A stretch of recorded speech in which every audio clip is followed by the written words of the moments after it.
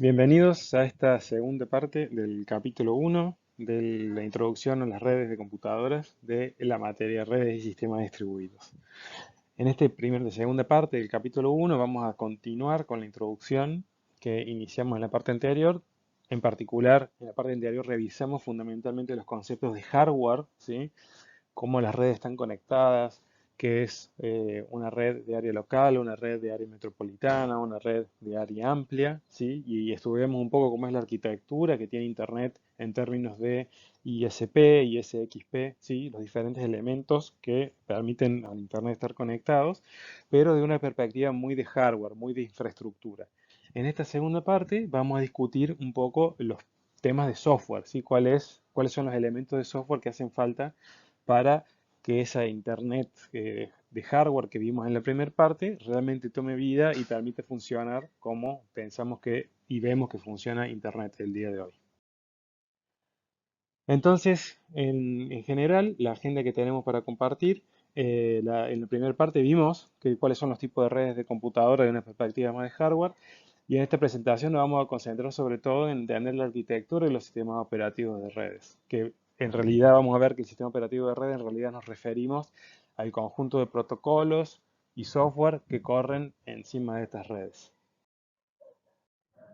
Entonces, como venimos diciendo, estos sistemas operativos de redes, o SOR, como se llama acá en las Filminas, fundamentalmente buscan resolver problemas y efectivamente ejecutar la transmisión de información digital a lo largo de esta red de hardware que vimos en la primera parte.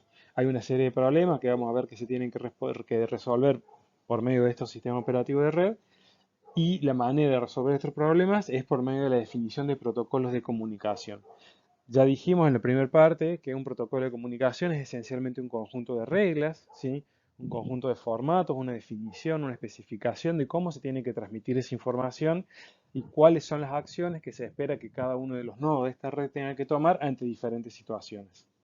Entonces, en esta segunda parte vamos a estudiar, en realidad a lo largo de toda la materia, vamos a estudiar cómo se diseñan estos protocolos, cuáles son los principios de funcionamiento, ¿sí? Y cómo esos protocolos dan vida, digamos, y permiten que una red funcione como tal.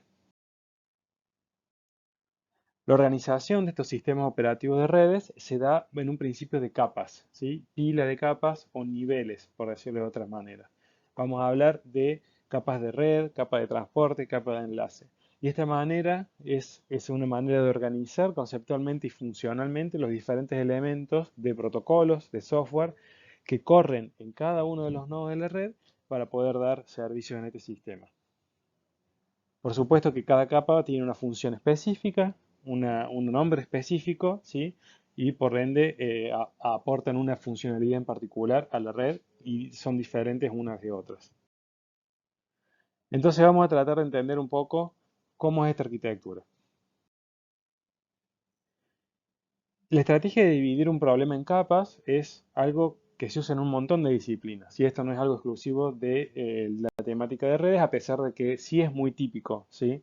Cuando uno habla de redes, habla de capas de red en general, pero en realidad hay otras arquitecturas, ¿sí? Que trabajan con esquemas de capas de otras materias. ¿Cuál es el propósito de una capa de una arquitectura multicapa? Bueno, obviamente ofrecer servicios a niveles superiores, ¿sí? Básicamente la estructura de capa la vamos a ver como una pila, como una lista de capas, ¿sí? Una capa arriba de la otra, ¿sí? Organizada de una cierta manera en la cual una capa superior puede acceder a servicios de la capa inmediatamente inferior, y a su vez esa capa inferior vuelve a cumplir el mismo rol, accede a servicios de capas inmediatamente inferiores a esa. Y de esa manera es como un tren de capas que se prestan servicios uno a la otra, pero en todo momento una capa solo accede a la capa de abajo y provee servicios a la capa de arriba. Dicho de otra manera, una capa usa servicios de las capas inferiores y provee servicios a las capas inferiores. Lo que se logra con esto es que ocultamos detalles de implementación de capas de abajo a las capas de arriba. Y las capas de arriba solamente se encargan de solicitar un tipo de servicio específico sin necesidad de saber el detalle de cómo ese servicio se implementa. Entonces, por ejemplo, para aquellos que van haciendo el laboratorio, el socket es una API, ¿sí? Que permite acceder a un servicio de una capa de transporte. sin necesariamente saber cuál es el detalle de ese servicio, de esa capa de transporte. Por ejemplo, en el laboratorio estuvimos hablando de que vamos a hacer uso de servicios de TCP o UDP, pero sin necesidad de saber cómo funciona TCP o UDP en detalle, una capa de aplicación puede pedir servicio a una capa de transporte para enviar información usando un servicio de alguno de estos tipos. Esto permite simplificar mucho en general el problema, aunque también trae algunos otros problemas que lo vamos a discutir más adelante. Otra propiedad interesante de estos modelos de capas es que en general un nodo que implementa un cierto número de capas, al comunicarse con otro nodo que implementa las mismas capas, se genera como un túnel de comunicación de una capa n a otra capa n, ¿sí? Entonces en general, por ejemplo, vamos a estar viendo que la capa de transporte, que es la que estuvimos nombrando que usa TCP y UDP, en un nodo determinado va a tender a comunicarse con otra capa de transporte en un nodo vecino. Ya vamos a ver un gráfico que aclara un poco más esto. Cada capa finalmente lo que hace es implementar un set de protocolos que describen su funcionamiento. Entonces, una capa N se comunica con una capa N de un nodo vecino, ¿sí? Con el cual uno está usando en una ruta determinada, como vimos en las primeras partes. Y en general estas capas toman acciones, ¿sí? En lo que es el envío de mensaje, una capa envía un mensaje hacia una capa inferior, ¿sí? Y al mismo tiempo también recibe mensajes de esa capa inferior, ¿sí? Entonces, y a su vez también, por supuesto, de una capa superior. Entonces, lo que termina sucediendo es que los mensajes atraviesan estas capas de arriba a abajo en el caso de la transmisión y de abajo a arriba en el caso de la recepción, y así se da el flujo de mensajes a lo largo de la capa.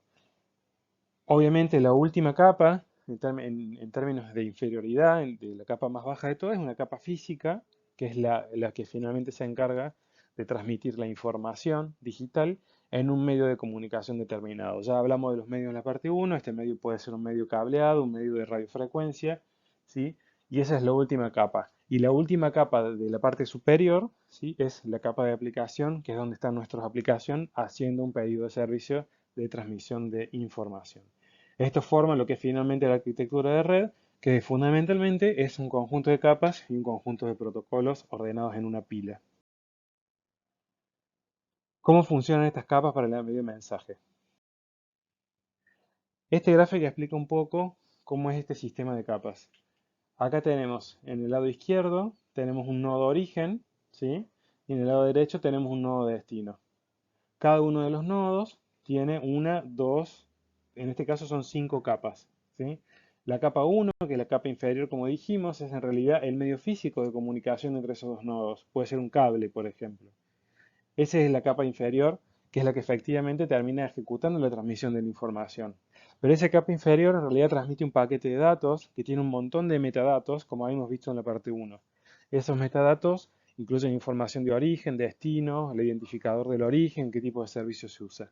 Esas cabeceras de ese paquete cargan información de todas las capas de origen de ese paquete. Y veamos cómo sucede esto. La capa inferior es la capa 5 en este caso, es la capa de aplicación, es un protocolo de capa 5. Esta aplicación lo que hace en realidad es generar un mensaje M, ¿sí? En el origen, que quiere al fin y al cabo ser enviado a la aplicación de destino en el nodo destino. Este mensaje M es enviado a la capa 4 por medio de una API en la cual se le pide a la capa 4 que ese mensaje sea enviado al nodo destino. La capa 4, para lograr este objetivo, una de las cosas que suele hacer es agregar una cabecera de capa 4. Este es H4, que está acá, es header 4. Header en inglés es cabecera.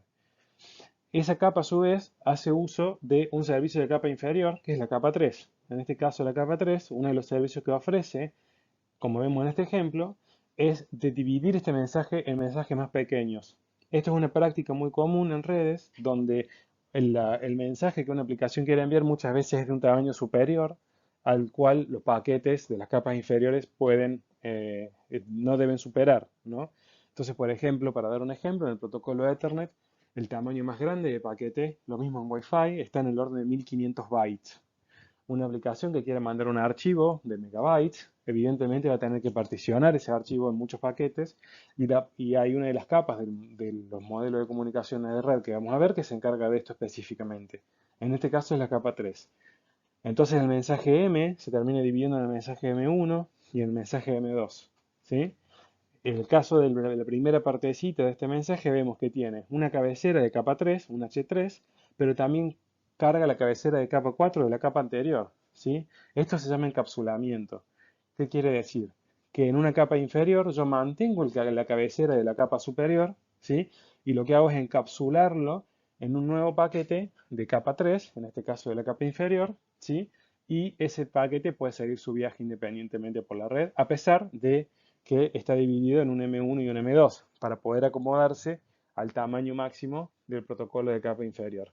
Pueden ver esto como si fuese un vagón de tren, ¿no? Donde un vagón se llena y tengo que usar otro vagón para seguir enviando información. Esto es lo mismo. Finalmente hay una capa 2 que también agrega su cabecera de capa 2, su H2, y vemos en este caso, por ejemplo, que también agrega una cola en el paquete, un trail, de eso es la T, en inglés trail es cola o parte final del paquete, que es muy común y muy usado en capa 2. La capa 2 es la responsable, ya es la última capa antes de entrar en el medio físico, y es la que generalmente se encarga de agregar alguna redundancia a esos paquetes para que esos paquetes puedan ser recuperados en el otro nodo en caso de que exista algún error en el medio físico. Ese trail se agrega al final de cada uno de los paquetes y finalmente estos paquetes vuelan o viajan por el medio cableado hacia el nodo de destino que ejecuta exactamente el proceso inverso que vimos en la construcción de este paquete. Cada capa empieza a desvestir ese paquete o desencapsular ese paquete, le saca el trail, le saca el header y lo entrega a la capa superior. Esa capa superior vuelve a leer su cabecera, ¿sí? Le interpreta, ejecuta las acciones que tenga que usar en función de esa cabecera. En este caso, la capa 3, una de las funciones que claramente va a hacer es leer el H3 de este paquete, leer el H3 de este otro paquete, e integrarlos, ¿sí? Y unirlos en un solo paquete más grande antes de ser entregado finalmente a la capa de aplicación. Estas filminas que muestro a continuación muestran en detalle cada una de las capas. Entonces dijimos la capa 4, que es la que estuvimos repasando, y la capa de transporte, que pone un encabezado, ¿sí? Y entre otras cosas agrega un número de secuencia, ¿sí? Para que la capa 4 en la máquina de destino entregue los mensajes siempre en orden. La capa 3, que es la que vimos que divide el paquete y la que la fracciona, es la capa de red. Así se llama esta capa, ¿sí? Repasando. Capa 5, capa de aplicación. Capa 4, capa de transporte. Capa 3, capa de red. Y ahora vamos a ver capa 2 y es la capa de enlace. La capa de enlace, como dijimos, agrega un enlace y un terminador, ¿sí? Un encabezado y un terminador a cada pieza. Finalmente, la máquina receptora, como dijimos recién, hace el proceso inverso, ¿sí? Y pasa hacia arriba ese mensaje a lo largo de las capas, llegando finalmente a entregar el mensaje M en el destino tal cual se lo envió en el origen. Vamos a ver un poquito específicamente cuáles son los problemas de diseño que hay que resolver en estas capas. Uno de los problemas clave que tenemos que resolver es el mecanismo de direccionamiento o identificación de las máquinas en una red. Como vimos en el ejemplo de la primera parte, evidentemente hay enrutadores que tienen que recibir un paquete y tomar una decisión sobre cuál interfaz reenviarlo. Así ese paquete va saltando de enrutador en enrutador hasta llegar al destino. Eso es imposible de hacer si no existe una manera mediante la cual identificamos esos enrutadores e identificamos los hosts de origen y destino que queremos comunicar. La solución que implementan las capas del modelo que estamos viendo son direcciones de máquina y sobre todo tienen relevancia en la capa 3, en la capa de red.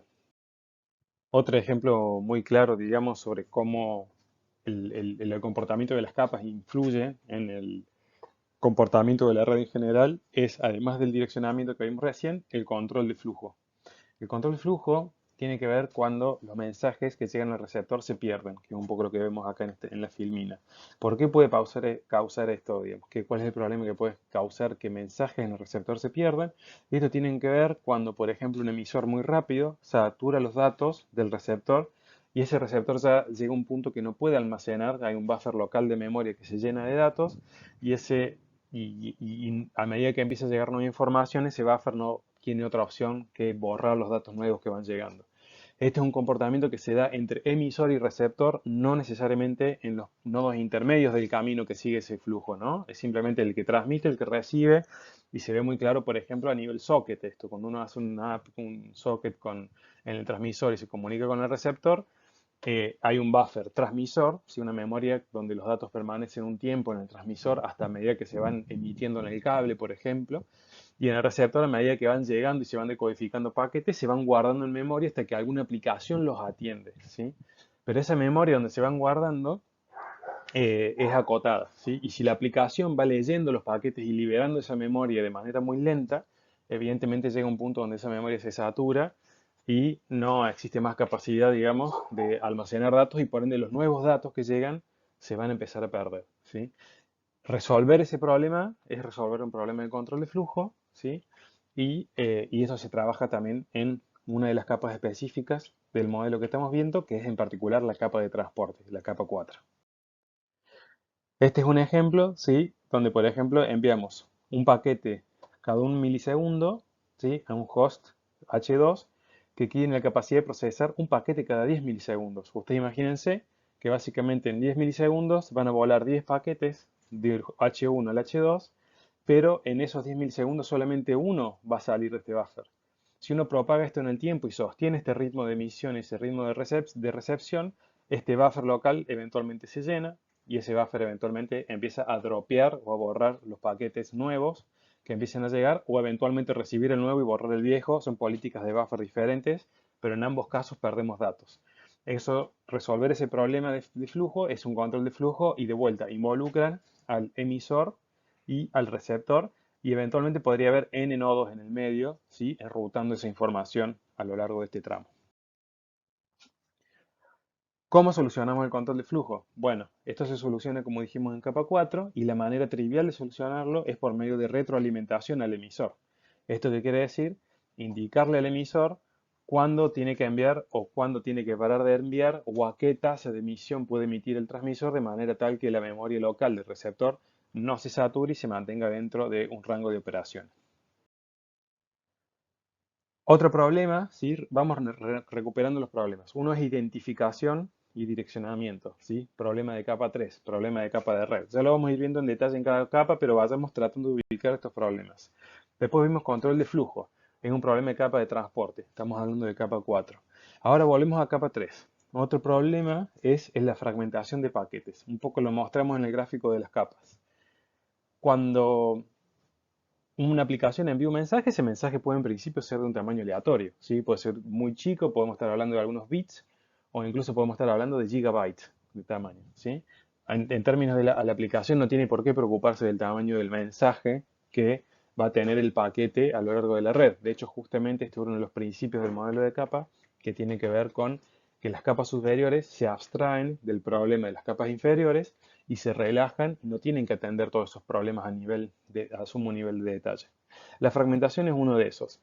En alguno de los cables o en alguno de los protocolos de capa física y capa de enlace hay un tamaño de fragmento que uno puede enviar. ¿Sí? No es infinito el tamaño del paquete, hace falta fraccionar, hace falta paquetizar esa información y esos paquetes tienen un tamaño determinado. Entonces lo que sucede es que esta pila de protocolos en algún punto tiene que tener la funcionalidad de fraccionar esos paquetes o de segmentar esos paquetes en tramos, ¿sí? En pedazos, y después en el destino rearmarlos, ¿sí? Para entregar a la aplicación destino exactamente el mismo dato que se envió en el origen, sea que fueron un par de bits o sea que fueron varios gigabytes, ¿sí? Esta fragmentación generalmente involucra a la capa de red, en la capa 3, y también por momentos a la capa de transporte, en la capa 4, ¿sí? Entonces, la pregunta es cuando mensajes que llegan no pueden ser aceptados en una capa porque son muy grandes, ¿sí? Entonces tiene que ver que los procesos de cada capa a veces son incapaces de aceptar mensajes que superen una cierta longitud. ¿Cómo tratamos este problema? Como dijimos, fragmentando estos mensajes. Transmitir esos mensajes de gran tamaño en pequeños pedacitos y reensamblarlos en la capa destino, ¿sí? Hay dos visiones posibles para atacar el problema de la fragmentación. Arriba tenemos la visión que se llama fragmentación transparente. ¿Qué quiere decir esto? Fijémonos, este es el paquete emisor, este es el nodo G1 que le quiere transmitir el paquete al nodo G2. Una manera de fragmentar esos paquetes es obviamente partirlo en cuadraditos chiquititos como el que vemos acá, ¿sí? Esos paquetes van a llegar al nodo G2, pero el nodo G2 los agrega de vuelta en un gran paquete porque la capa del nodo G2 lo reensambla, como dijimos antes, pero ese paquete después quiere seguir viaje, ¿sí? Va a seguir a otra red, a la red número 2, que es la que vemos acá, y ese nodo número 2 se lo manda al nodo número 3, que vuelve a fragmentarlos porque es otra red diferente esta, y por ejemplo acepta paquetes también chiquitos, pero no tan chiquitos como la red uno. Por ejemplo, fíjense el tamaño de estos cuadraditos acá, y acá tenemos el tamaño un poquito más grande. Esto quiere decir que esta red acepta paquetes de un tamaño un poquito más grande, y esta red acepta tamaños un poquito más chicos. Pero ¿qué sucedió? El nodo intermedio, que es el nodo 2, los reensambló a todos los chiquitos, volvió a armar el grande, y ese grande se vuelve a fragmentar en los paquetes de tamaño medio que tiene en la red número 2, y finalmente llega al nodo 4, donde vuelve a resamblarse. En esta fragmentación transparente lo que sucede es que los nodos intermedios efectivamente vuelven a reensamblar el gran mensaje original, y después ese paquete se vuelve a enviar. Esta es una manera de atacar el problema. Otra manera de atacar el problema es por medio de la fragmentación no transparente, que es la que vemos acá abajo. En la fragmentación no transparente lo que sucede es que los nodos intermedios no vuelven a reensamblar el paquete original. Es decir, la fragmentación que se hace en los pasos anteriores se sostiene de la misma manera siempre y cuando la red subsiguiente permita no requiera mayores fragmentaciones, ¿sí? Fíjense que este es el caso, porque justamente el fragmento que acepta la red 1 es este cuadradito, y el fragmento que acepta la red 2 es este rectangulito. Entonces, el cuadradito es más chico que el rectangulito, por ende el cuadradito satisface el tamaño máximo de paquete que acepta la red 2, entonces no es necesario volver a fraccionar, pero tampoco el nodo intermedio vuelve a reensamblar ese paquete. Entonces, una vez que se fragmentó, ese paquete sigue viajando de manera fragmentada hasta llegar al destino final totalmente fragmentado, y es finalmente el destino final el que vuelve a reensamblar el paquete, ¿sí? Son dos enfoques diferentes. En general, vamos a ver que Internet trabaja más parecido a la fragmentación no transparente, tiene algunas ventajas respecto a la fragmentación transparente. Los invitaría a que piensen un poco el tema de las ventajas, pero les adelanto un poco cómo lo podemos analizar a esto. La fragmentación transparente eventualmente puede incurrir en mayores demoras, porque este nodo intermedio G2 no va a reenviar ningún paquete hasta no recibir todos los pedacitos del fragmento del paquete mayor. Eso eventualmente hace que el nodo 2 tenga que esperar recibir todos los fragmentos para volver a reenviar ese paquete y poderlo enviar finalmente al próximo salto. En cambio, en la fragmentación no transparente, la de abajo, cada pedacito se reenvía inmediatamente.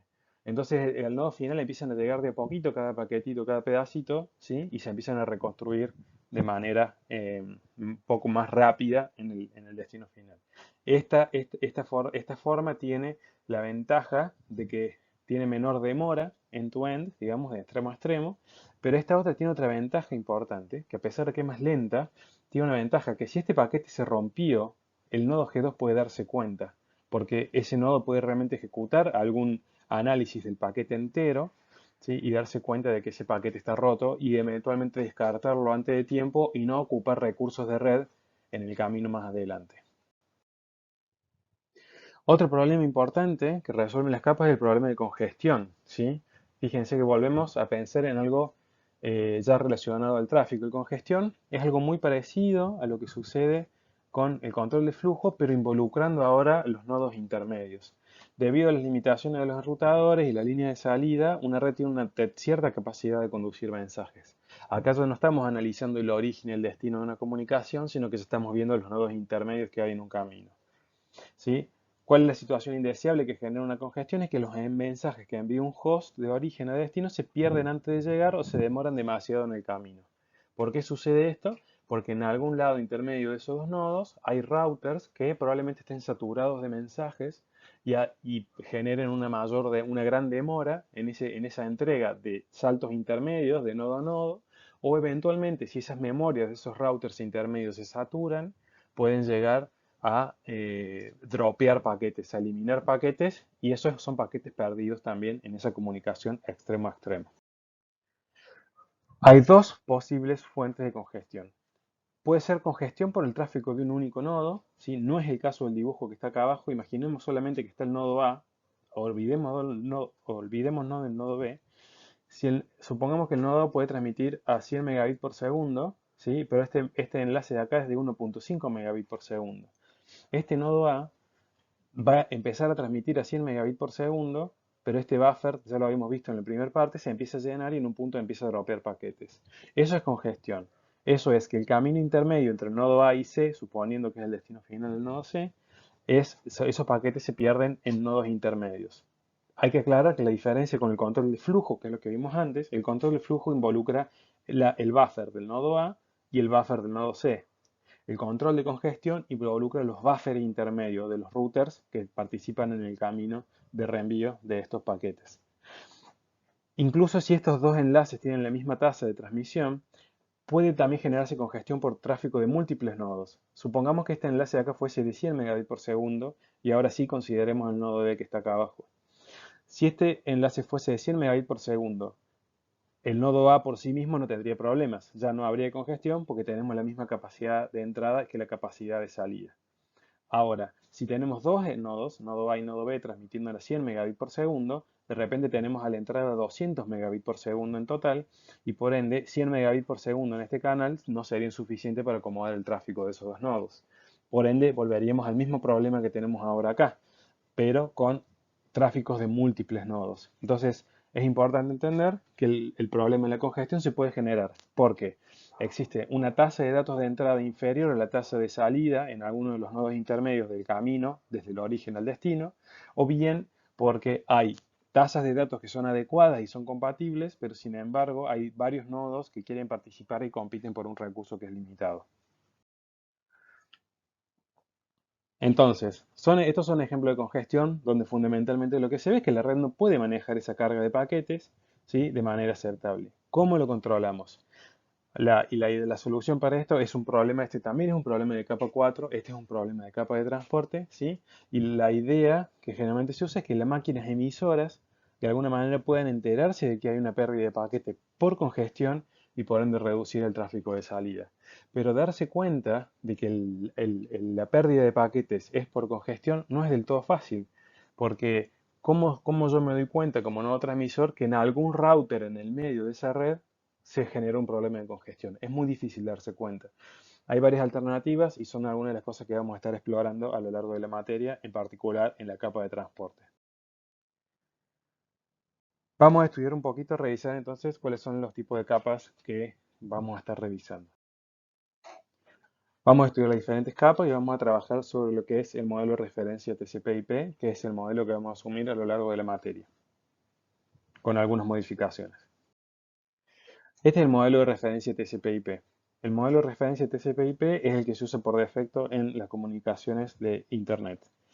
El modelo de referencia TCP/IP tiene en la capa superior una capa de aplicación, en la capa 4 una capa de transporte, en la capa 3 una capa de red y luego tiene una capa de enlace y física todos juntos en una capa 2 en este caso, ¿sí? Porque en la capa 2 sería la capa de enlace y la capa física. Lo que hace el modelo TCP/IP es integra la capa física y la capa de enlace en una sola y en general trata de no meterse en detalles y en discusiones sobre capa de enlace y capa física. Este es el modelo que se usa por defecto en Internet. En general, el modelo TCP está mayormente enfocado en capa de red y capa de transporte. En capa de red, el protocolo estrella de TCP/IP es el único que se usa, es el protocolo IP. De hecho, es la segunda parte del nombre de este modelo de referencia. El protocolo IP es uno de los principales protocolos de la red, de la Internet, ya lo hemos nombrado, y es el que le da el direccionamiento a las computadoras y es lo que permite enrutar tráfico entre diferentes nodos a lo largo de la Internet. En la capa de transporte ya nombramos a TCP y UDP como dos opciones de transporte, cada uno con diferentes propiedades, y lo discutimos ya también levemente en la parte 1 y inclusive en el laboratorio de la materia. Finalmente, en la parte de aplicación corren una multiplicidad de aplicaciones que hacen uso de servicios de transporte, ¿sí?, de TCP o de UDP, con diferentes fines. Telnet lo nombramos en el laboratorio. Telnet es un protocolo de consola remota, donde uno puede, por medio de una aplicación local, conectarse a una consola en una PC remota. Todos los datos que fluyen de la consola, en mi consola remota al nodo donde se está ejecutando esa consola, fluyen por el protocolo TCP, por medio de la red, hacia el destino de ida y vuelta. El protocolo TCP se usa en Telnet de manera tal que los comandos que uno envíe se entregan de manera segura y ordenada y no se altere el orden en el que se entregan. El protocolo FTP es un protocolo de transferencia de archivos que también usa TCP y permite transferir archivos de una máquina a otra. El protocolo SMTP es un protocolo de transferencia de emails y se usa el día de la fecha en muchos de los servidores de email institucionales y permite enviar emails de una computadora a otra. El servicio DNS es un servicio de resolución de nombres, Domain Name Service, que básicamente lo que hace es un servidor que recibe peticiones de traducción de URLs o identificadores de páginas web, por ejemplo www.google.com, y traduce esos nombres en direcciones IP para que se puedan enviar peticiones a ese servidor. Es un traductor de nombres fundamentalmente. Son todos protocolos que trabajan como aplicación y todos estos protocolos al igual hacen servicio de capa de transporte que a su vez hace servicio de una capa IP.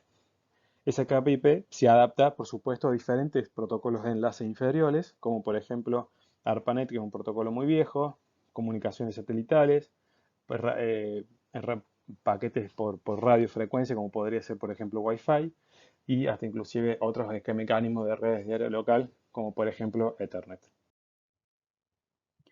Entonces, la capa de aplicación, tenemos aplicaciones de red, son las que nombramos recién. Cada aplicación ofrece un servicio con su propia forma de interfaz al usuario. ¿Sí? Si es una aplicación de email, uno puede enviar un email. Si es una aplicación de transferencia de archivos, tendrá una interfaz gráfica para poder cargar un archivo y eventualmente enviarlo al destino. Generalmente hay dos paradigmas que entran en juego eh, con la programación, digamos, de aplicaciones de red. La más clásica es el paradigma de API, que es la que se usa más al día de la fecha, y es por medio de una interfaz para programas de aplicación, ¿sí? O Application Programming Interface, que son sus siglas en inglés. La API es un conjunto, digamos, de funciones en general que una aplicación puede usar para acceder a servicios de red. En lo que estamos haciendo en el laboratorio sabrán entonces que el socket es una de estas API que uno puede en un código de software de una aplicación cualquiera usar como si fuese una función para inicializar una conexión, para mantenerla, para cerrarla y sobre todo para poder transmitir y recibir datos por medio de ese socket. De esa manera la aplicación no se mete en detalles en ninguno de estos problemas que vimos al principio, ni lo que es ni necesario, en realidad no soluciona los problemas ni de enrutamiento, ni de control de flujo, ni de congestión, ¿sí? Todos esos son problemas que se solucionan en los protocolos de capas inferiores y la aplicación simplemente usa ese servicio de los protocolos inferiores. La aplicación no tiene por qué entender ni saber los detalles que hace falta resolver para transmitir ese dato a lo largo de la red. Entonces, la idea es que este sistema operativo de red, digamos, esconde del desarrollador los verdaderos problemas que hay en la red y le permite concentrarse en su verdadero problema, que es justamente escribir la aplicación de manera correcta.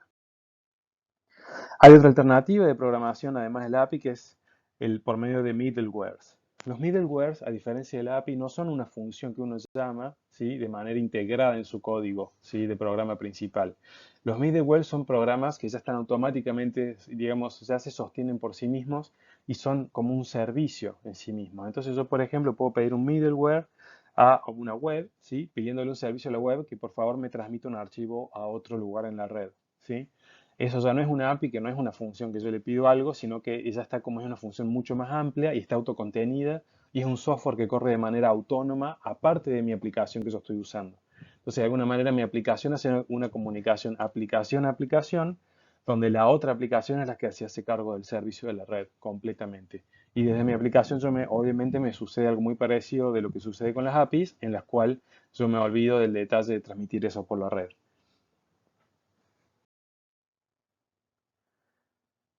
Entonces ya revisamos un poco estos protocolos de TCP, ¿sí? Revisamos FTP, dijimos que es un protocolo para transmitir archivos, SMTP para transmitir correos electrónicos o de email, DNS, servidores para resolver nombres de dominio, y también hemos nombrado en el laboratorio sobre todo protocolo HTTP, que es un protocolo para transferir hipertexto entre dos nodos de una red. Luego de la capa inmediatamente abajo de la capa de aplicaciones viene la capa de transporte. Esta sería la capa 4 normalmente de la que estamos hablando.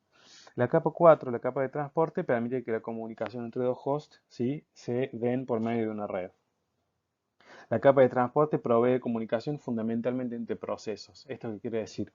que hay una aplicación o un proceso que por medio de una API accede a esa capa de transporte en el origen y hay una aplicación en el destino que también accede por medio de una API a esa capa de transporte y puede estar en modo escucha esperando conexiones siendo iniciadas de manera remota. La capa de transporte se ejecuta por completo en los hosts y la entidad de transporte es fundamentalmente el hardware, el software que corre la capa de transporte. En general, en términos prácticos, esto es fundamentalmente el nodo transmisor y el nodo destino, ¿sí?, de una comunicación. ¿Qué cosa soluciona la capa de transporte? Ya lo vimos a esto un poco, a problemas fundamentales que hay que responder. La capa de transporte hace uso de temporizadores para retransmitir paquetes cuando estos paquetes se pierden. ¿Cuándo dijimos que se podían perder paquetes? Cuando hay un problema de control de flujo o cuando hay un problema de control de congestión. Esto tiene que ver con que los buffers, ya sea del nodo transmisor o del nodo destino, se saturan o los buffers de los nodos intermedios se saturan. En el primer caso estamos hablando de un control de flujo, en el segundo caso estamos hablando de un control de congestión. Entonces el objetivo de la capa de transporte es evitar congestionar, ¿sí?, la red y por ende también tratar de no congestionar tampoco el destino, el buffer de la memoria destino. También otro rol que cumple la capa de transporte es el direccionamiento entre procesos. A la capa de transporte, al estar en el destino, nos paremos ahora en el destino, en el nodo destino de la comunicación, cuando recibe una información de la capa de red, si acordémonos de este modelo de capas donde el paquete sube de las capas inferiores hacia las capas inferiores para llegar a la aplicación destino, la capa de transporte tiene que poder entender, ¿sí?, a cuál aplicación local entregarle esa información. Esa capa de transporte arriba puede tener múltiples aplicaciones corriendo. En términos prácticos, ¿esto qué quiere decir? Que podemos tener un servidor que corre una interfaz web en un puerto 80, y en ese mismo servidor está corriendo un servidor FTP en el puerto 21. Entonces, fíjense cómo la capa de transporte implementa un concepto de puertos para poder diferenciar a qué aplicación destino yo quiero enviar un tipo de datos en ese momento. La manera por cual la capa de transporte se da cuenta de qué aplicación local es a la que yo le tengo que entregar esa información es por medio de ese puerto que interesantemente viene escrito donde en la cabecera de ese paquete que vimos, ¿sí? ¿Se acuerdan cuando vimos entonces hace un ratito las capas? Vimos que la capa de transporte agrega una cabecera al paquete y esa cabecera puede leerse en el destino.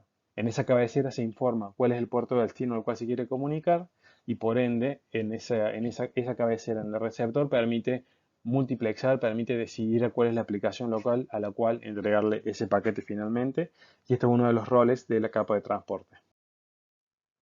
Entonces la capa de transporte, ya lo dijimos rápidamente, tiene dos protocolos. Uno de ellos, el más famoso, es el TCP. El protocolo TCP divide el flujo de bytes, el mensaje es discreto y pasa cada uno de ellos a la capa de intrarred, ¿sí?, a la capa de red. Acá, TCP dijimos que a este flujo de bytes, TCP le da un servicio de entrega confiable y en orden de los mensajes. Esto quiere decir que si un pedazo de este flujo de bytes se pierde en el camino, el protocolo TCP se encarga de recuperarlo automáticamente.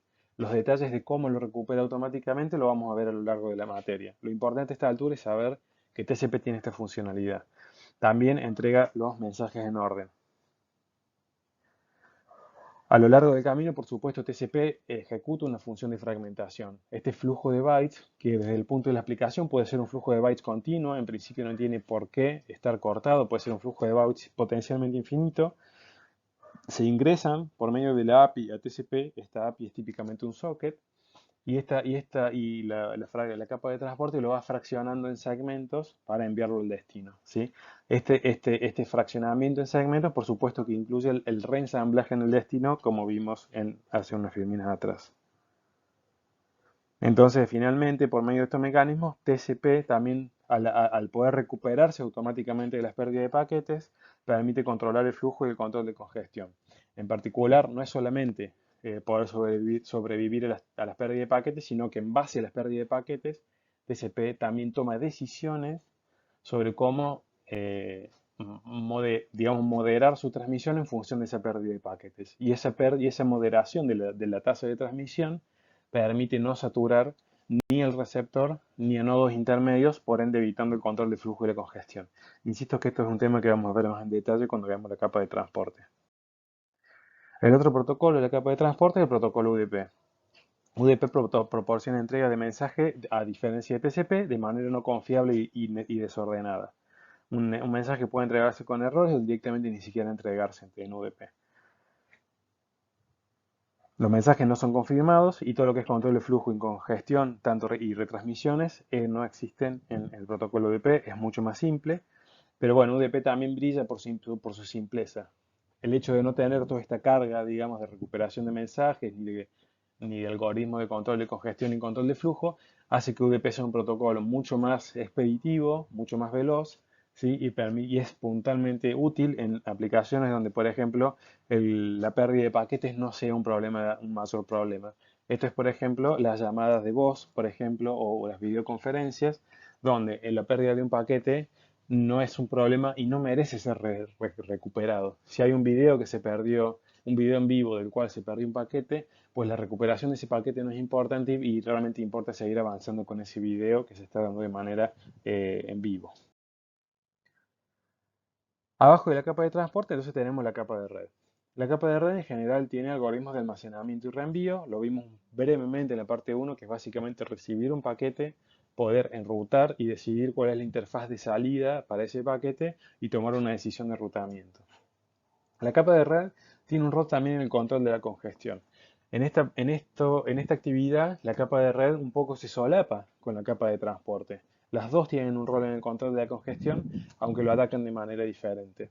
Para ser un poco simplista en lo que voy a decir, y lo vamos a ver en detalle a lo largo de la materia, el control de congestión a nivel transporte asume que hay un caño de comunicación ya establecido entre el origen y el destino, y la idea de TCP, por ejemplo, es tratar de que la tasa de transmisión a lo largo de ese caño se acomode a la capacidad que tiene la red en ese momento.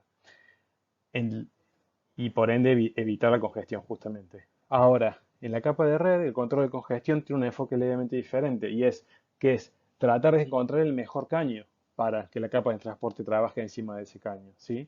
¿Esto qué quiere decir? La capa de red se va a encargar de encontrar cuál es la ruta de router a router, de nodo a nodo, que permite el mayor flujo de datos entre origen y destino y por ende ese mayor flujo de datos permitiría en principio reducir la congestión. Son dos tareas diferentes pero complementarias que atacan el problema de control de congestión. Esto es una evidencia también de que el modelo de red también tiene sus fallas y hay cierta cooperación entre diferentes capas y no está del todo perfectamente aislado como el modelo de capas lo preferiría. Entonces, por ejemplo, una de las acciones de la capa de red es tratar de que los mensajes no demoren tanto en llegar, ¿sí? Y esto puede suceder, ¿por qué? Porque hay algunos enlaces, ¿sí?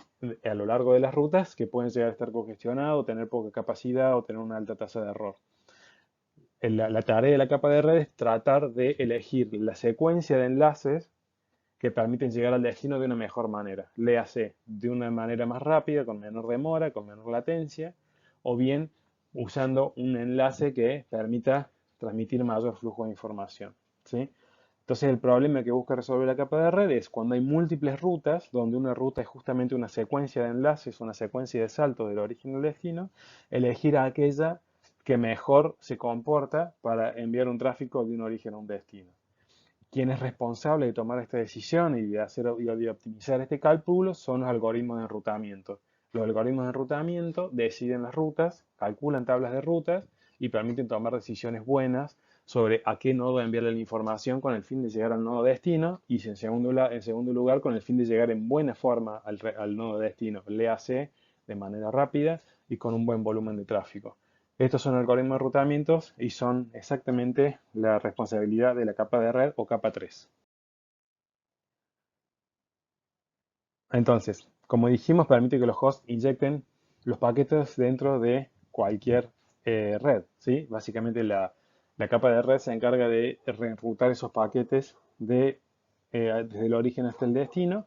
Y algo interesante es que cada uno de estos paquetes en principio podría recorrer un camino diferente uno del otro. No hay por qué establecer un circuito cerrado entre el origen y el destino en una ruta fija, sino que estas rutas pueden cambiar a lo largo del camino y cada paquete puede tomar una ruta de manera independiente.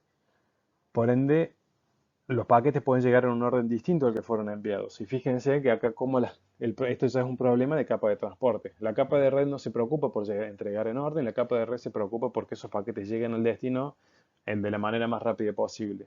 La que se va a encargar de que esos paquetes se ordenen o no se ordenen va a ser la capa de transporte. Si estamos usando TCP, esos paquetes se van a ordenar, y si estamos usando UDP, esos paquetes no se van a ordenar. Esto es lo que dice el último punto de esta filmina. Por supuesto que para tomar decisiones de enrutamiento y poder decidir cuál es la secuencia de enlace que uno tiene que seguir para llegar de un origen a un destino, necesitamos direcciones. Las direcciones IP o direcciones del protocolo IP o direcciones de Internet es justamente lo que permite identificar una secuencia de nodos, una secuencia de enlaces. Las secuencias de IP, o los números de IP, perdón, son 4 números entre 0 y 255 separados por puntos. Por ejemplo, 200.45.191.35. Cada nodo en la red puede tener una dirección IP o más. En general, la dirección IP es una dirección, cada interfaz de red de cada nodo puede tener una dirección IP. Para cada dirección IP hay un stack de protocolos que corre, ¿sí? Y por ende, cada dirección IP puede tener una capa de transporte TCP y UDP en la capa superior, y en la capa inferior puede tener un protocolo como por ejemplo Ethernet o como por ejemplo Wi-Fi. La capa de red que transmite paquetes IP. Los paquetes IP son identificados en su cabecera con una IP origen y una IP destino. Y eso es lo que permite a las capas de red ubicadas a lo largo de todos los nodos del sistema leer cuál es el destino de ese paquete, leer cuál es el origen y tomar una buena decisión de enrutamiento. Estos paquetes IP, por supuesto, tienen entonces su propio formato, ¿sí? Como vamos a ver más adelante. La pregunta es cómo hace la capa 3 para saber cuál es el mejor camino a tomar. Esto se hace por medio de protocolos de enrutamiento. Dos protocolos de enrutamiento muy usados en Internet son OSPF, que quiere decir Open Short Path First, y BGP, que es Border Gateway Protocol. Vamos a ver a los dos en detalle cuando veamos la capa de red de la materia. En el fondo, el objetivo final, ¿sí?, tanto de la capa de red como de la capa de transporte, es comunicar procesos, ¿sí? La capa de red lo que nos va a permitir hacer es identificar cuál es el host destino por medio de su dirección IP, y la capa de transporte lo que va a permitir hacer es identificar cuál es el proceso en ese destino al cual queremos llegar, ¿sí? Entonces, dicho de una manera, podemos pensar en la IP como si fuese la dirección de una casa, ¿sí?, y el puerto de la capa de transporte como la habitación de esa casa. Y de esa manera uno puede llegar a una habitación puntual, donde la habitación es la aplicación y la casa entera sería el host donde está corriendo el stack de protocolos, ¿sí? Los procesos entonces de esta manera se pueden comunicar entre ellos de manera automática, ¿sí? Un proceso puede enviar un mensaje a un proceso de destino sabiendo fundamentalmente dos informaciones importantes. Una, la dirección IP destino para que la capa de red pueda cumplir su rol de enrutar ese dato al destino. Y segundo, un número de puerto que corresponde a la capa de transporte y que permite que ese paquete, una vez que llegue al destino final, ese destino final sepa internamente a cuál aplicación entregarle ese paquete. Esto permite tener procesos clientes y procesos servidor, como vemos acá, donde el proceso servidor es un proceso que escucha continuamente en un puerto y en una IP determinada, y el cliente es el otro proceso que ejecuta la acción de comunicarse con ese servidor en una IP y en un puerto determinado. La IP tiene que ser por ende conocida de antemano y el puerto también, ¿sí? La manera en la cual se conocen las IPs son, o bien se conocen y se configuran a mano porque conocemos la IP de antemano, o bien se usa este servicio que vimos anteriormente de DNS que traduce URLs, como por ejemplo www.google.com, en direcciones IP, y así el cliente puede averiguar la IP. Y el puerto destino en general se usan puertos conocidos. Por ejemplo, cuando queremos llegar a una aplicación HTTP, en general accedemos al puerto 80. Cuando queremos acceder a una aplicación tipo FTP, en general accedemos al puerto 21. Entonces, siempre que lleguemos a un IP, cual sea ese IP, si queremos preguntar si hay un servicio de páginas web HTTP, siempre vamos a apuntar al puerto 80. Entonces, esto es lo que veníamos diciendo recién. Hay un identificador que es la dirección IP, que es única y es de 32 bits. Los procesos se identifican por otro lado con un número de puerto. Como dijimos recién, el puerto 80 es el puerto de HTTP.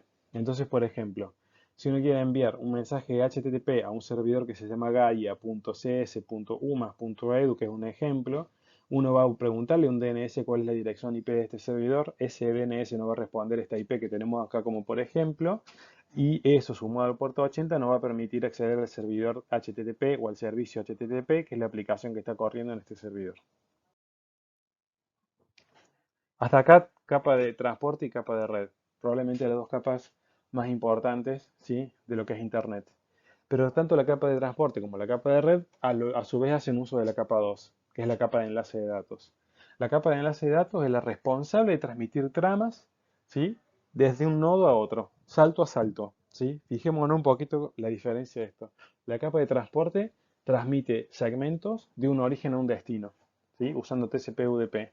La capa de red transmite paquetes IP, ¿sí?, salto a salto, de router a router. La capa de enlace de datos es lo que permite transportar paquetes IP, ¿sí?, por medio de tramas de enlace entre nodo a nodo. También es salto a salto, ¿sí? Entonces, fíjense esta diferencia. Capa de transporte es origen a destino, capa de red y capa de enlace de datos es salto a salto. Esto ya lo vamos a ver en una figura un poquito más clara. ¿Cuál es el problema que tiene la capa de enlace de datos? La capa de enlace de datos también necesita muchas veces fragmentar paquetes en tramas, porque el paquete IP tiene un tamaño máximo de hasta 64.000 bytes, ¿sí? Pero muchas veces esos 64.000 bytes no alcanzan para paquetes más chicos. Como dijimos, hay protocolos de capa de enlace como por ejemplo Ethernet o Wi-Fi que tienen un tamaño máximo en el orden de los 1500 bytes. Por ende, un paquete de IP que tiene 64.000 bytes se tiene que dividir en unos 40 y pico de paquetes de tramas de Ethernet, ¿sí? Existe una fragmentación. Estas tramas muchas veces tienen confirmación de recepción. Esto se llama ACK en inglés, que viene del abreviar la palabra acknowledgement. Esto es, un nodo envía una trama a un nodo, a un próximo salto, y ese vecino, ese próximo salto, confirma que esa trama llegó de manera correcta. Si ese es el caso, el nodo local borra de memoria esa trama y se asegura de que la trama se envió correctamente al destino y que ese paquete no tuvo ningún error en el medio. Fijémonos que de repente en la capa de enlace de datos es el primer momento en el cual nos preocupamos por que los paquetes que enviamos no se rompan por el ruido del canal. En la capa de transporte y en la capa de red, los paquetes que perdíamos era por cuestión de congestión o de control de flujo, ¿sí? Esto es porque los buffers se llenaron y ya no tienen más memoria para almacenar nada. En la capa de enlace de datos, los paquetes se pueden perder por otra razón que es el ruido del canal, porque es un canal ruidoso. Esto pasa particularmente en canales como por ejemplo Wi-Fi, que usan radiofrecuencia y ahí puede haber mala señal, puede haber interferencias y esos paquetes pueden corromperse. La capa de enlace de datos es la responsable de recuperarse de esos errores, lo cual tiene sentido porque si pensamos, la capa de enlace de datos solamente tiene responsabilidad de host de salto a salto, ¿sí? Entonces, si mi computadora está conectada al router Wi-Fi en este momento, a mí solamente me importa que la capa de enlace de mi compu local hacia el router de mi casa se encargue de recuperar tramas que se pierdan en ese mismo canal, ¿sí? No tiene por qué el destino final, que quizás un servidor de Google, darse cuenta de que yo perdí una trama en mi enlace Wi-Fi por un error o una interferencia local, ¿sí? Es mucho mejor en general tener problemas de manera local y resolverlos de manera local que resolverlo de extremo a extremo. Los únicos casos donde se resuelven extremo a extremo son protocolos de capa de transporte como TCP, ¿sí? Y por ende los problemas que se resuelven de extremo a extremo son problemas como por ejemplo control de flujo y control de congestión. Sin embargo, en la capa de enlace de datos hay también una cuestión de control de flujo. Esto no contradice el principio de que en realidad la capa de transporte tiene un control de flujo. Hay un control de flujo de escala local en la capa de enlace de datos que nuevamente es salto a salto. Es mi PC conectada a mi router Wi-Fi de mi casa. Mi PC no debe tener que sobrepasar la capacidad de la escritura en el buffer del router Wi-Fi que tengo en mi casa. Pero fijémonos la diferencia que existe en el control de flujo de una capa de enlace de datos con el control de flujo de una capa de transporte. En la capa de enlace de datos solamente es salto a salto. Es mi computadora con mi router local. Es un solo salto. Después ese tráfico va a seguir hacia su destino final por medio de la capa de red y finalmente la capa de transporte. Pero la capa de enlace de datos se encarga de que mi computadora no sature ese router Wi-Fi. Pero el router Wi-Fi no es el destino. El router Wi-Fi es un salto intermedio para después llegar a un destino final, donde se llegará por medio de la capa de red. ¿Sí? Quizás lo vamos a ver más claro en un dibujo que viene más adelante. Son problemas de control de flujo los dos. El de transporte ataca el control de flujo entre origen y destino y el control de flujo de enlace de datos ataca el problema de control de flujo salto a salto, ¿sí? Los dos son problemas de control de flujo, pero cambia fundamentalmente el entorno donde se aplica este control de flujo. Otro punto muy importante en el enlace de la capa de enlace de datos es el acceso a medios compartidos. Por ejemplo, de vuelta el protocolo Wi-Fi, de repente transmite señales de radiofrecuencia y estas señales de radiofrecuencias compiten en un medio inalámbrico con otras señales. La idea es no interferirse. Entonces, en muchos casos, hay alguien que tiene que frenar esa transmisión en caso de que haya mucha interferencia y por ende recuperarse también esas interferencias. La capa de enlace es justamente la responsable de hacer esto. La capa de enlace puede poner un freno a la transmisión porque hay otro transmitiendo, ¿sí? Y darle curso a una transmisión cuando no haya nadie utilizando el canal. Vamos a ver mecanismos de capa de enlace de datos más adelante en la materia. Como dijimos, una de las responsabilidades de la capa de enlace de datos es el control y recuperación de errores, ¿sí? ¿Por qué son los errores que se dan en la capa de enlace de datos? Volvemos a repetir.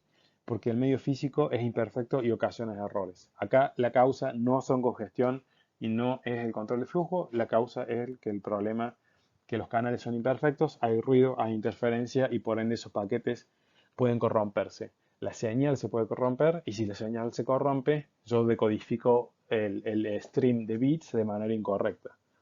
Cómo identificamos y cómo corregimos errores es un problema de capa de enlace de datos. Y cuando un paquete se identifica con errores, hay algún mecanismo de recuperación que se encarga de recuperarlos y esto es una responsabilidad de la capa de enlace de datos. Finalmente está la capa física, que en el modelo TCP/IP, como dijimos, están integrada con la capa de enlace de datos en una sola capa. Meten las dos funcionalidades en una sola cosa. Pero de todas maneras, la capa física es fundamentalmente el medio físico de transmisión. Es la que se encarga de transmitir la secuencia de bits de un destino, de un origen a un destino. ¿Sí? Básicamente es transportar ese bit de datos de un origen a un destino, ¿sí? En salto a salto, ¿sí? No es el origen y destino de la capa de transporte, es un salto a salto acá, de vuelta. Es mi computadora conectada a un router Wi-Fi. ¿Cuáles son los medios de transmisión físicos? Ya lo vimos, cableados inalámbricos, fibras ópticas.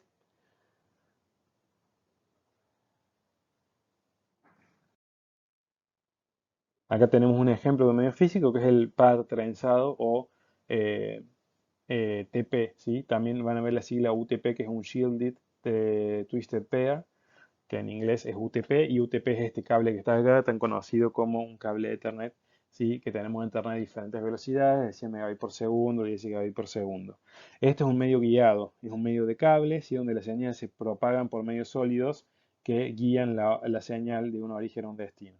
Hemos dicho también que hay medios no guiados, que son las señales que se propagan libremente en el vacío, en el aire, como por ejemplo las señales de radio. Otro medio cableado muy popular es el cable coaxial, ¿sí? Donde lo vimos en la parte 1, vimos como cable módem, este tipo de conexiones, que son dos conductores concéntricos con un aislante en el medio, como muestra la figura esta de acá abajo. También hablamos de fibra óptica como un medio de comunicación, ¿sí? Donde se transporta luz en un material especial, digamos, que permite transmitir luz, que parece un pelo iluminado, como muestra en esta imagen de acá. La fibra óptica permite concentrar una gran cantidad de energía en un área muy chiquita y eso por ende permite transmitir a grandes tasas de velocidad muy superiores a las que se pueden lograr en un cable de Ethernet o en un cable coaxial como que vemos en esta misma filmina.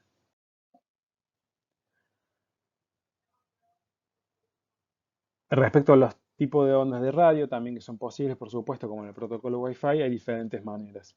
Hablamos de Wi-Fi, por ejemplo, con un protocolo que una de las velocidades que tiene configuradas son 54 megabits por segundo. Hay diferentes versiones de Wi-Fi con diferentes tasas de transmisión que usan diferentes frecuencias y diferentes anchos de banda, pero 54 megabits por segundo es un estándar bastante utilizado para el protocolo Wi-Fi. También hay redes de área celular, como la que vimos en la parte 1, 4G, 5G, y generalmente estamos hablando de 10 megabits por segundo para arriba, ¿sí? En las mejores redes celulares 4G del primer mundo. Creo que no es el caso de la Argentina tener este tipo de tasa de datos, aunque está siendo cada vez más común. Por supuesto, otra manera también de capas físicas, digamos, de enlaces de radio, son aquellos que se comunican por satélite. En general, los enlaces satelitales son de una tasa de datos relativamente menor a aquellos presentes en fibras ópticas o en redes inalámbricas terrestres como Wi-Fi, debido a que los satélites están a centenas de kilómetros de distancia y esto implica, ¿sí? Una necesidad de mayor potencia en esa señal, ¿sí? Y también una mayor demora end-to-end, ¿sí? Debido a la latencia y el tiempo de propagación que la velocidad de la luz tiene a satélites que pueden estar en centenas de kilómetros de distancia. Para mí este gráfico es uno de los más importantes para entender el principio de las capas. Y acá es donde un poco me voy a detener a comentar qué es lo que estamos viendo. El modelo de capas, como dijimos, corre en todos los nodos de una red. Tanto en el host origen, tenemos un switch intermedio, tenemos un router intermedio y tenemos un host destino al cual queremos llegar. Fíjense que la capa de aplicación solo corre en el host origen y solo corre en el host destino. Vamos a poner un ejemplo, que esta capa de aplicación sea un FTP o, por ejemplo, un servicio web como HTTP. Yo voy a poner en mi browser www.google.com y esa aplicación va a querer llegar a un servidor, ¿sí? Donde hay una página web de la cual quiero obtener. Esa aplicación solamente quiere hablar con esta aplicación. No hay aplicaciones en el camino intermedio. Fíjense que en el camino intermedio no tenemos, de hecho, ni siquiera tenemos capa de transporte. ¿Por qué no tenemos capa de transporte? Porque, ¿qué dijimos? La capa de transporte se encarga de comunicar un proceso en el nodo origen con un proceso en el nodo destino. Hay un puerto en el nodo origen y hay un puerto en el nodo destino. No hay puertos en los nodos intermedios. ¿Sí? ¿Qué es lo que sí hay en nodos intermedios? Hay direcciones de red, hay direcciones IP. Porque las direcciones IP son lo que permiten a un router tomar decisión sobre hacia dónde enviar un paquete en capa de red, que es lo que estamos viendo acá. Este router, por ende, sí tiene una capa de red, el nodo destino tiene una capa de red y por supuesto el nodo de origen también tiene una capa de red. Entonces, si uno a nivel capa 3, a nivel capa de red, lo que estamos viendo acá es que tenemos una ruta que va del nodo origen a este router que está acá y de este router al nodo destino. El switch es un nodo que solamente trabaja a nivel capa de enlace. El switch no trabaja a nivel capa de red y solamente interviene en términos de capa de enlace. Este es el típico caso, por ejemplo, de un switch Ethernet que no necesariamente tiene una dirección IP y no toma decisiones de enrutamiento. El switch en este caso es un pasamanos de tramas de enlace entre este nodo origen y este router destino. El que se encarga de enrutar es el router por medio de la capa de red. Y acá fijémonos que están de vuelta los mensajes y las cabeceras que siempre hablamos en los mensajes anteriores. El mensaje de origen, como siempre vimos, no tiene ninguna cabecera, sino que se agrega a lo largo del camino. La capa de transporte va agregando cabeceras, ¿sí? Y se van usando esas cabeceras a lo largo del camino a medida que son necesarias. Por ejemplo, la capa de network en este caso hace uso de una cabecera del network, de HN, es la que estamos apuntando acá, donde va a tener ese paquete va a tener una dirección IP destino. Ese IP destino permite a ese router darse cuenta de que la manera de llegar a ese destino es por medio de esta interfaz que está acá, es seguir este camino. Esa información está cargada en la cabecera de ese paquete IP. Es interesante entonces reflexionar un poco sobre este gráfico y entender que, cómo funciona este modelo de capas en un camino de origen, switch, router, destino. Este es el camino de comunicación que hacen estos paquetes, ¿sí? Y todas las capas toman una participación en el origen y el destino y solamente capa de enlace en switch y hasta capa de red en routers. Ya lo vamos a ver también en detalle esto a lo largo de la materia, pero es importante que lo que más me interesa saber es cómo ustedes ven que el nodo de origen emite un mensaje en su capa de aplicación y este mensaje va recorriendo estas capas de abstracción, ¿sí? Conceptualmente esto no sucede físicamente en la computadora, pero sí sucede a nivel conceptual en términos funcional hasta llegar a la capa física es la que hace finalmente contacto con el próximo salto, y ese link hay una capa de enlace que hace contacto con el nodo inmediatamente vecino. Link es enlace en inglés, por supuesto. Y bueno, y nuevamente ese paquete llega hasta la capa de enlace en el router, en el switch, y se envía de vuelta por la capa física que conecta ese switch con ese router. Luego en ese router esa capa física recibe, el enlace recibe, la capa de red recibe, y acá es la capa de red la que se da cuenta por qué otra interfaz tiene que salir y esa capa de red vuelve a enviar a la capa de enlace, vuelve a transmitirse por la capa física y se transmite en el cable hacia el nodo destino final, donde el paquete vuelve a subir capa a capa hasta llegar finalmente a la aplicación. A medida que los paquetes suben y bajan de capas, por supuesto sucede este fenómeno de encapsulación y desencapsulación, donde se agregan cabeceras o se sacan cabeceras a medida que se van procesando y se van utilizando. Hay una pequeña animación.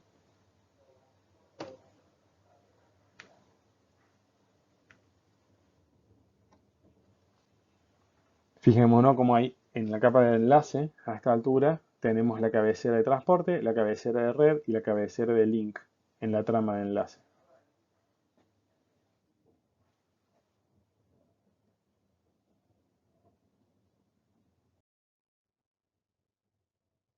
Bien, Espero que hasta acá que esté tratando de quedar un poco claro el tema de las diferentes capas. Voy a nombrar brevemente el tema de protocolos IoT, que ya lo hemos nombrado en la parte 1, que hay varias familias, no me voy a meter en detalle, simplemente esta lista es para nombrarle que hay varios protocolos IoT. Lo interesante de los protocolos IoT es que por momentos rompen con este principio de capas que hasta aquí vemos muy ordenada. En Internet este principio de capas es bastante ordenado, capa de transporte, red, enlace y demás. En el caso de los protocolos IoT, muchas veces este modelo de capas es demasiado complejo para ser corrido enteramente en dispositivos muy pequeños o de capacidad de cómputo muy limitada, como lo que tienen los dispositivos IoT. Entonces el comentario que quiero hacer en esta filmina es comentarles que estos protocolos pueden ser notablemente diferentes y hasta inclusive no cumplimentar con todas las funciones de las capas que cuenta el protocolo TCP/IP. Vamos entonces, acá pasamos, estudiamos los diferentes tipos de capas y vamos a tratar de comprender un poco el sistema operativo de TCP/IP. Tiene algunos problemas este modelo de TCP/IP que estuvimos viendo hasta recién. Eh, un poco lo criticamos con el protocolo IoT que no tienen la capacidad de correr todos estos procesos que estuvimos viendo, ¿no? De control de flujo, control de congestión, direccionamiento, enrutamiento, etcétera, por cuestiones de capacidad de cómputo. Esto, por ejemplo, es una crítica al modelo TCP/IP que está específicamente diseñado para funcionar en Internet y no necesariamente en otras redes que son mucho más limitadas en términos de recursos. Otra de las críticas que suele recibir el protocolo TCP/IP es que no distingue entre servicio e interfaz. Voy a profundizar levemente sobre esto. Dijimos que las direcciones IP son direcciones que en general se asignan a interfaces de comunicaciones. Nuestra computadora tiene una dirección IP por cada interfaz de comunicaciones que tienen. Si ustedes se meten en el panel de control o sea cual sea el sistema operativo que estén usando, en general hay una dirección IP para su placa de red de Wi-Fi, hay otra dirección IP para su placa de red de Bluetooth y hay otra dirección IP para su placa de red de Ethernet. Muchas computadoras hoy tienen una dirección IP por cada interfaz de comunicación que tienen. Esto es lógico porque, como vimos recién, un router lo que tiene que hacer es tomar decisiones sobre qué interfaz enviar un paquete. ¿Sí? En esto estamos hablando a nivel capa 3.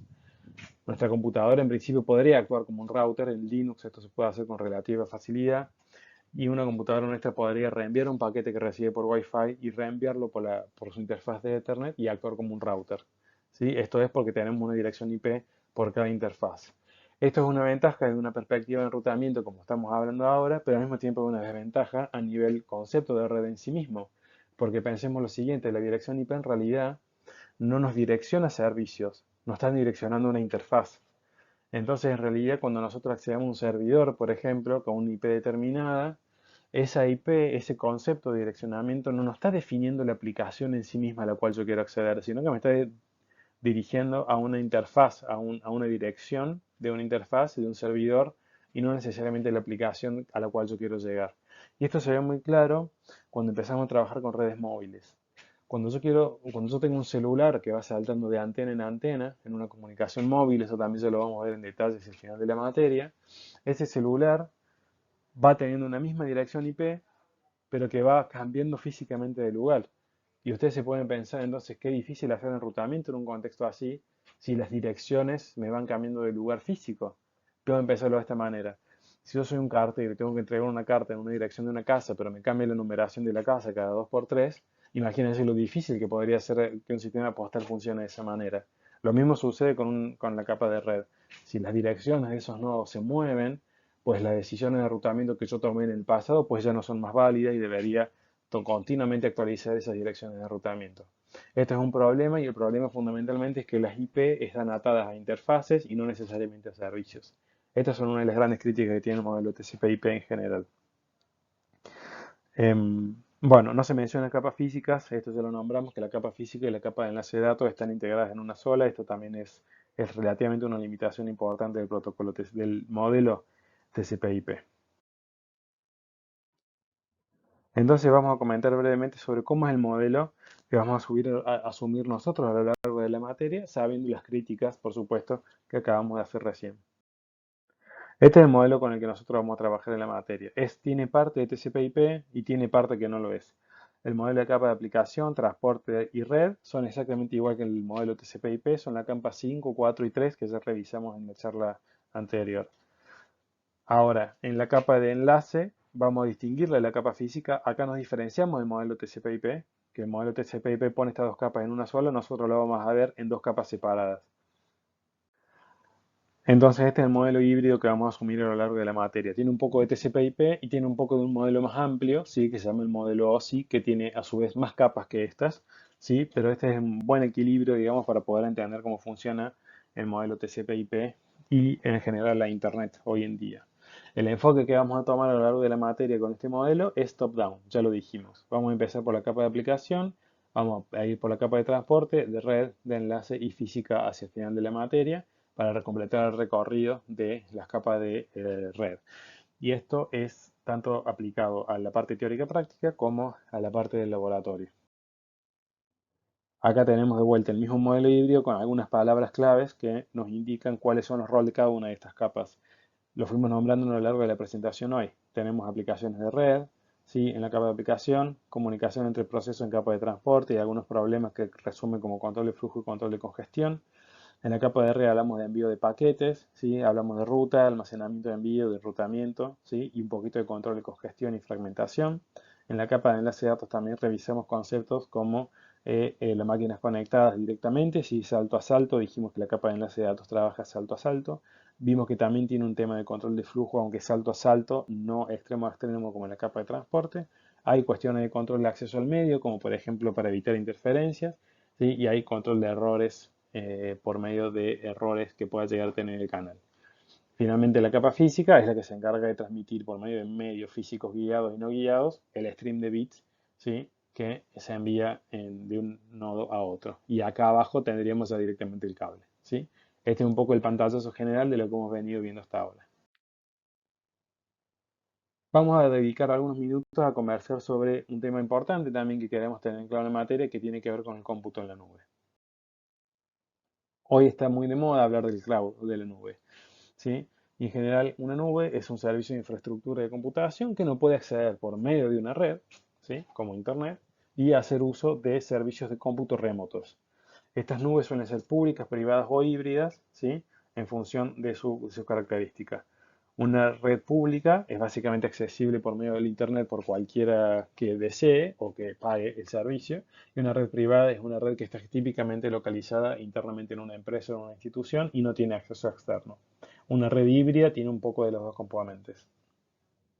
Fundamentalmente lo que hace el cloud es permitir la configuración y el acceso a recursos de hardware y software de manera remota. Y por ejemplo podemos correr máquinas virtuales en una computadora remota como si estuviésemos localmente en ese lugar. Esto ha tomado mucho relevancia al día de la fecha, ¿sí? Porque básicamente podemos acceder a recursos de procesamiento que están en la nube, ¿sí? Que no están se acceden por medio de una red, como por ejemplo aplicaciones, máquinas virtuales o incluso contenedores, como hoy se están usando mucho este concepto de Dockers, ¿sí? Que son básicamente una manera de una forma de máquina virtual un poco más eficiente, que no se virtualiza el sistema operativo completo, sino que se virtualiza parte de la aplicación que uno quiere correr. También accedemos a recursos de almacenamiento donde podemos guardar archivos o podemos guardar bloques de datos en estas nubes, ¿sí? Y hacer uso remoto de los mismos. Y esto fundamentalmente se combina en lo que son recursos de infraestructura, donde tenemos herramientas de procesamiento y de almacenamiento remoto, donde podemos correr un servidor completo, un stack de protocolos completo, una infraestructura de cómputo de manera remota sin tener el servidor de manera local. Entonces es muy típico ver este tipo de data center, ¿sí? Donde tenemos estos racks, ¿sí? Estas cajas cuadradas con muchos servidores adentro y routers y equipos de red, son concentrados físicamente en un lugar y que uno lo accede de manera remota por medio de ¿qué? Por medio de estos protocolos de red que hemos estado viendo en el charla de hoy. ¿Cómo se relaciona esto con redes? Bueno, es muy simple. La manera de acceder a estos data centers o a estos cloud o a estas nubes es justamente por medio de los protocolos que estamos discutiendo desde la capa de aplicación hasta la capa de transporte, hasta la capa de red, hasta la capa de enlace y hasta la capa física. Todos estos protocolos se usan para acceder a recursos de cómputo y procesamiento en la nube. Este es otro ejemplo, digamos, de cómo se ve, donde por ejemplo tenemos algunos usuarios que pueden acceder a routers, ¿sí? Por medio de un servicio de ISP. Fíjense, por ejemplo, acá en el medio tenemos un ISP que se conecta con otro ISP y ese ISP finalmente accede, por ejemplo, a un clúster, ¿sí? O a una nube de servidores donde pueden correr máquinas virtuales. Fíjense que acá estaríamos haciendo uso de la capa de red para poder enrutar todas las comunicaciones que hacen falta para llegar al destino. Y también tenemos la capa de transporte, que es la que nos conectaría el flujo de datos origen a destino. Y por medio de ese flujo de datos podemos acceder desde el usuario hasta una ubicación remota donde estaría corriendo una máquina virtual o un contenedor.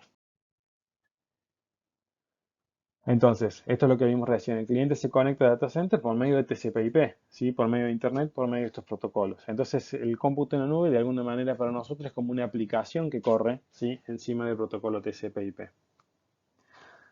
Los data centers concentran todo el hardware necesario para correr estas computadoras en la nube, ¿sí? En general, la concentración esta se da por medio de data centers donde tienen blades, pachera o estos racks, ¿sí? Son todos los elementos físicos que constituyen un data center. No es el tema de la materia, pero sepan cuando ustedes ven este tipo de cajas cargadas de servidores y estas cajas con vidrio que parece que adentro tienen una serie de máquinas extrañas, en general son servidores y enrutadores y switches que conectan esos servidores con el resto de la red.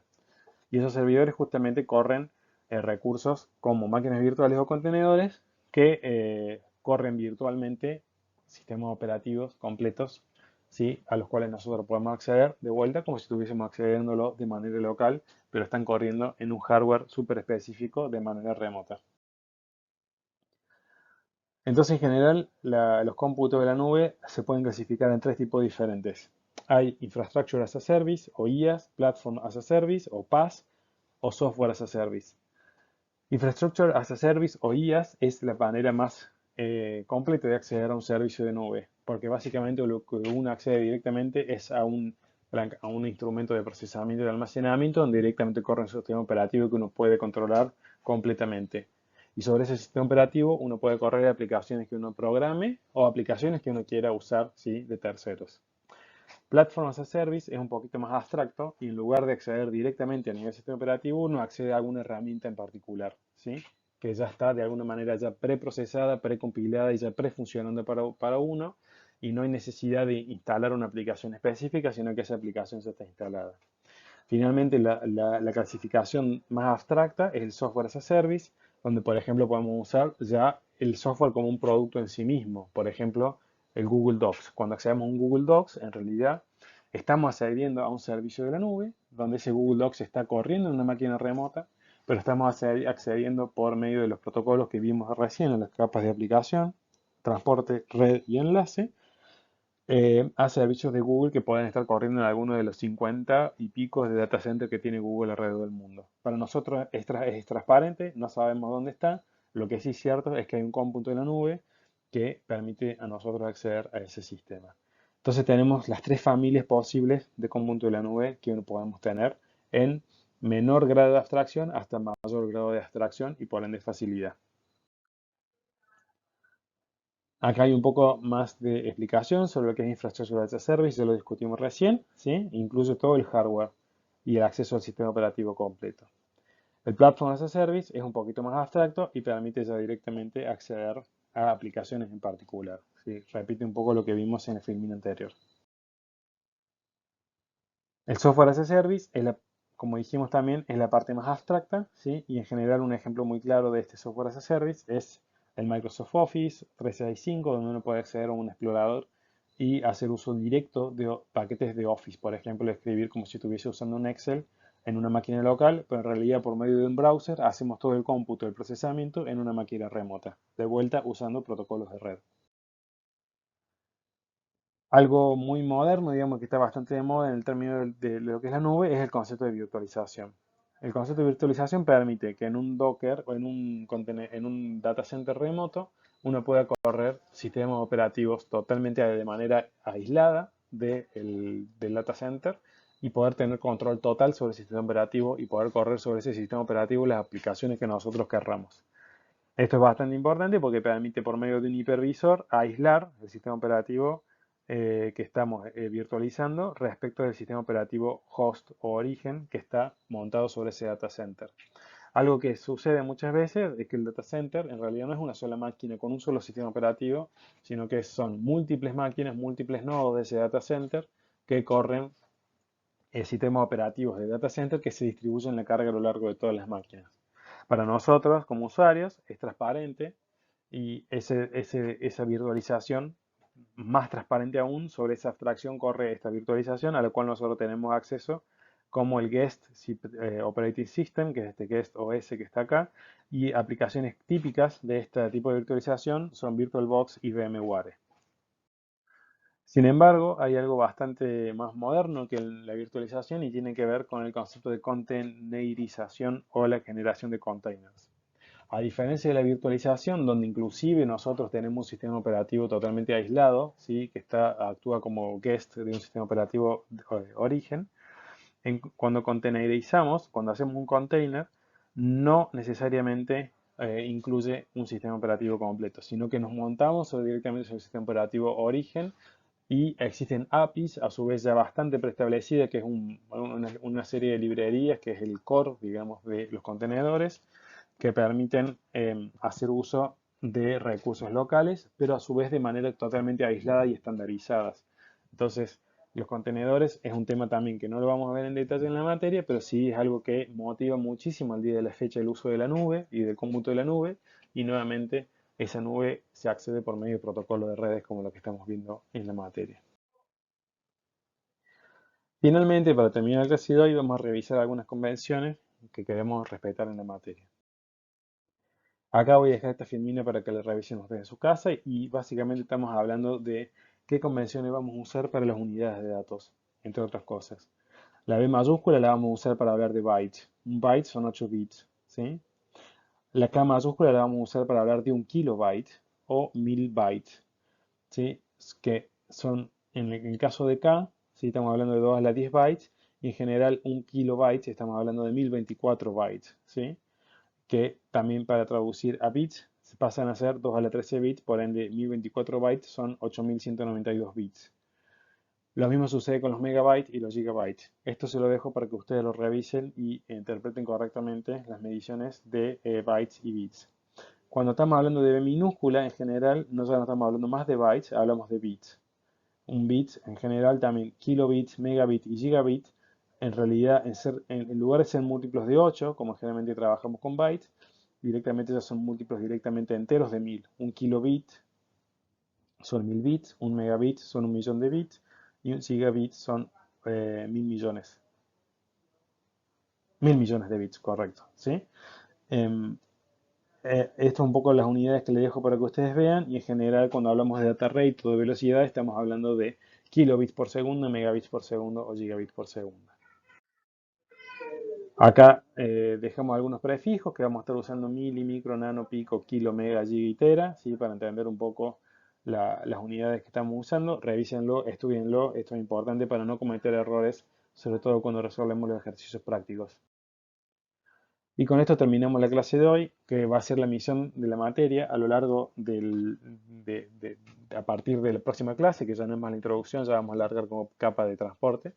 Vamos a empezar a revisar todas estas capas en detalle y tratar de entender esto que vimos a nivel pantallazo hoy, quizás de manera muy rápida, pero sí entender el detalle de cada una de estas capas, cómo funciona internamente, eh, ya más en profundidad. Lo que es importante de la clase de hoy, quizás fue muy rápido, pero lo bueno de que tengan un video es que pueden volver a revisar un tema y volver a entenderlo una y otra vez, es que tenemos el pantallazo general de cómo se integra todo, cómo se integran todas estas capas. Ya no se preocupen si quedan huecos, si quedan vacíos, si quedan preguntas, es normal. Por supuesto que lo podemos responder en las consultas, pero por otro lado entiendan que después vamos a ver en detalle cada una de estas capas y va a cerrar todo a medida que entendamos los detalles en cada una de ellas. Algo para cerrar y quizás para comentar interesantemente es que el stack de protocolos que hoy usamos y que vamos a revisar en la materia y que hoy conecta a Internet es un proceso histórico. Si acá no hubo nadie que se sentó a diseñar un modelo de cero y a armar un modelo perfecto de Internet. De hecho, el modelo TCP/IP dista bastante de ser perfecto y hemos dicho algunas críticas hoy en la charla. Lo que sí sucedió fue que fundamentalmente un grupo de gente que históricamente se sentó, empezó a conectar computadoras por allá por los 60 y empezaron a resolver problemas y a pasar problemas uno tras otro.